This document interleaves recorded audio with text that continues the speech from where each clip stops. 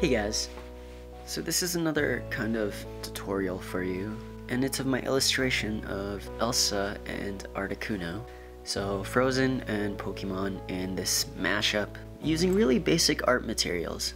My passport, I'm just using it as a platform to prevent the paper from morphing, because the paper itself is inexpensive, it isn't the best of quality.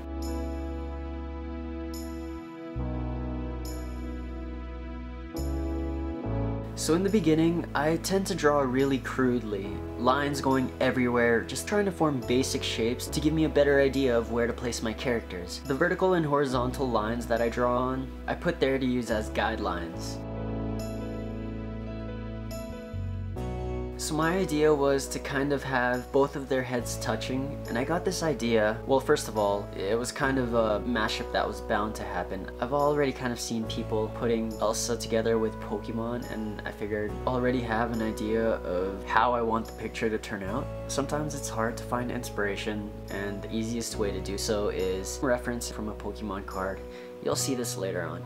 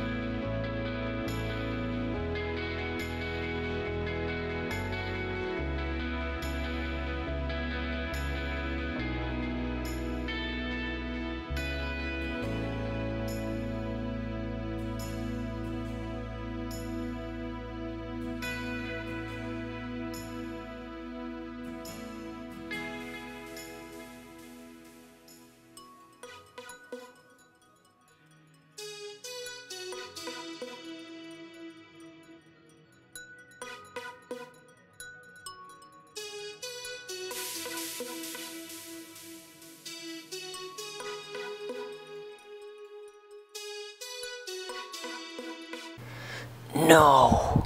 Damn it.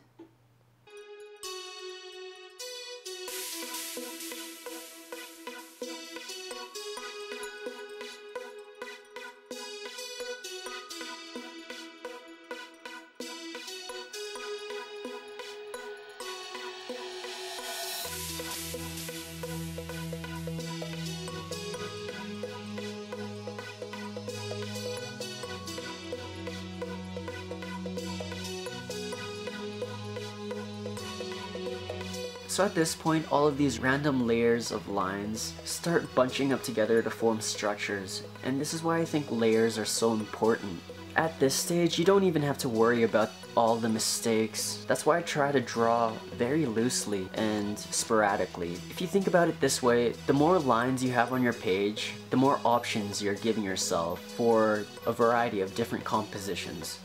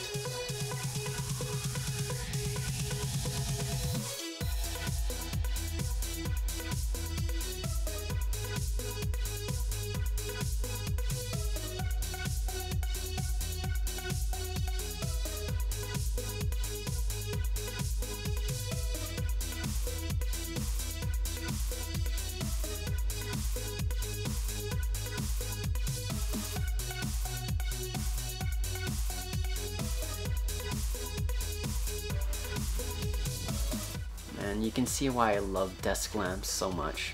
But you have to be careful because when you're filming with these kinds of desk lamps, you're bound to get light flicker, so you might have to play around with your camera settings. Or you can do what I did and just put a diffuser. I'm actually just using gift wrapping tissue paper.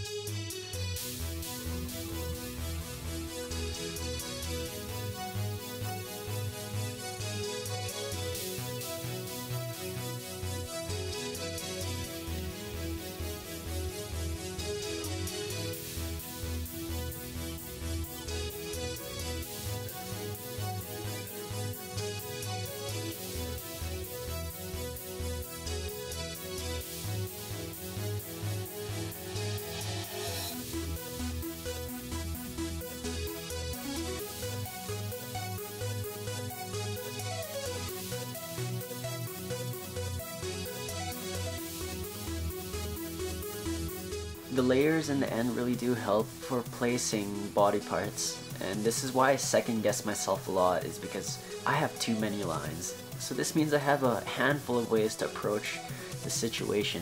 I think the more attention that you pay to detail at this point is very important.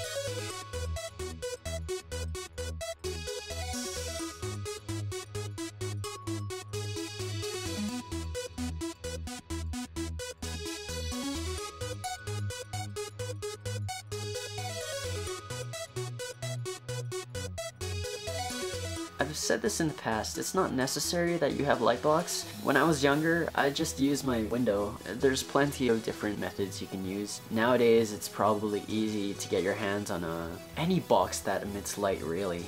A tablet, your Android phone, even though that might be a little small. Actually, I'll be showing you how to use your phone light a little later on in this video.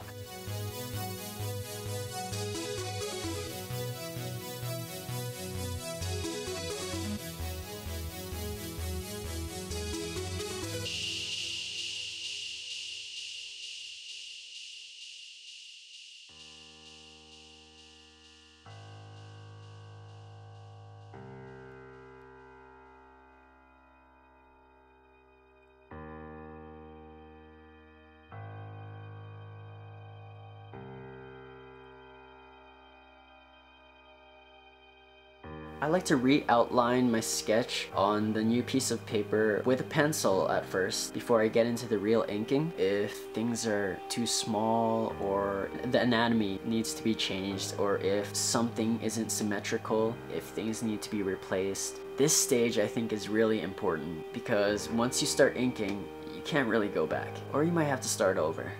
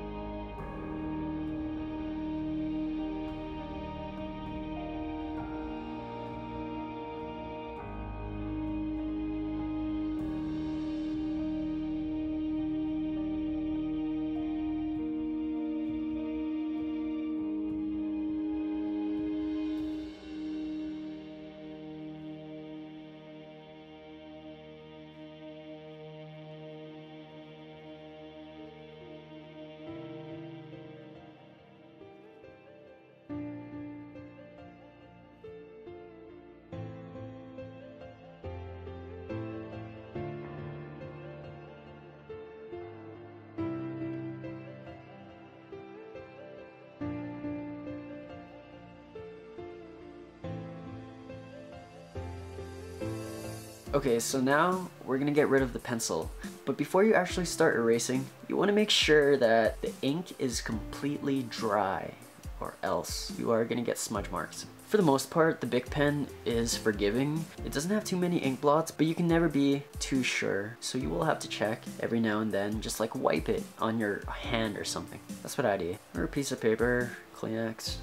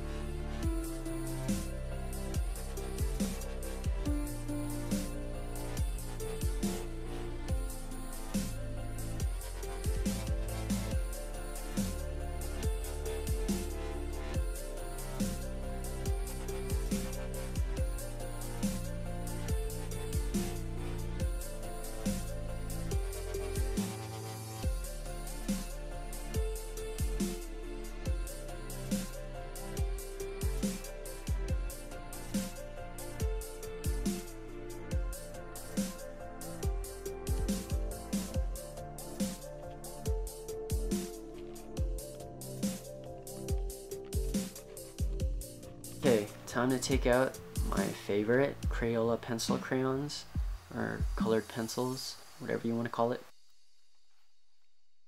There's gonna be a lot of blue in this, so let's just get to it.